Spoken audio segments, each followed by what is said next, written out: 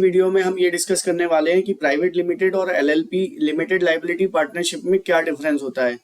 जब हम कोई भी बिजनेस स्टार्ट करते हैं, हम लोगों के मन में ये बहुत ज्यादा डाउट रहता है कि whether we will go with private limited और एलएलपी, क्या बनाए, क्या ज्यादा बेटर रहेगा। तो ये एक बेसिकली डाउट सबके मन में रहता है।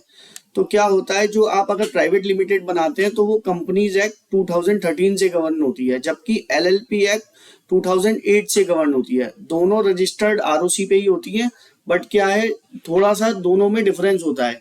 जो प्राइवेट लिमिटेड होती है उसमें बेसिकली नाम के एंड में प्राइवेट लिमिटेड आता है, और जबकि एलएलपी के नेम के एंड में आप देखोगे हमेशा एलएलपी आएगा।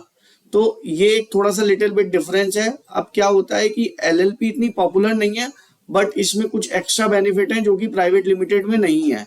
तो इस वजह से आज के टाइम में ज्यादातर लोग एलएलपी बनाना प्रेफरेंस कर रहे हैं।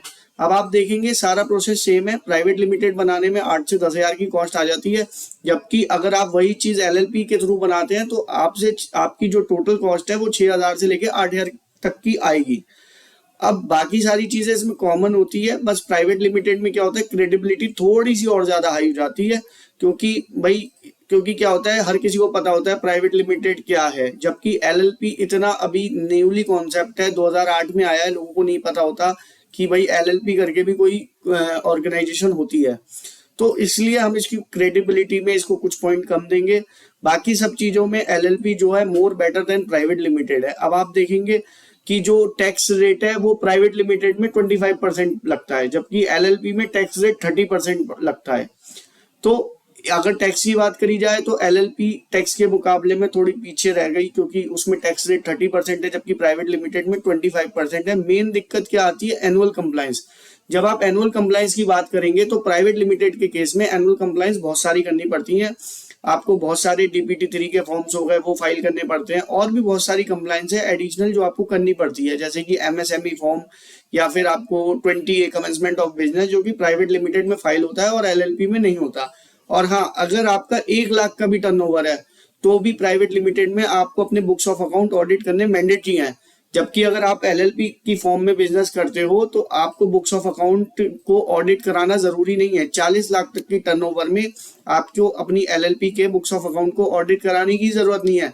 सिर्फ 2 फॉर्म जाते हैं, फॉर्म 8 और फॉर्म 11। उनकी भी कंप्लायंस बहुत कम होती है, कोई सर्टिफिकेशन की जरूरत नहीं होती। तो प्राइवेट लिमिटेड से कंप्लायंस के मामले में बात करें तो बिल्कुल हाफ से भी कम कंप्लायंस है, और इसी वजह से कंप्लायंस की जो एनुअल कॉस्ट आती है वो भी लगभग कभी कभार थोड़ी बहुत कम हो जाती है। तो कंप्लायंस के मामले में, पेनल्टी के मामले में अगर बात करें तो प्राइवेट लिमिटेड में पेनल्टी बहुत हैवी है, जबकि अगर आप एलएलपी के में जाते हैं तो आपकी पेनल्टी बहुत कम है, बहुत लिमिटेड है। तो इट इज एडवाइजेबल कि अब आप एलएलपी बनवाएं rather then opening a private limited. अगर आपको एक्सपर्ट एडवाइस चाहिए, किसी प्रोफेशनल की राय चाहिए, या उनसे बनवाना है, उनकी हेल्प चाहिए, तो हमारे डिस्क्रिप्शन बॉक्स में लिंक दिया गया है, आप वहां से कांटेक्ट हम लोगों को कर सकते हैं। हम आपको ये और अच्छे से गाइड कर देंगे कि आपके लिए क्या बेस्ट सूट करता है। Thank you.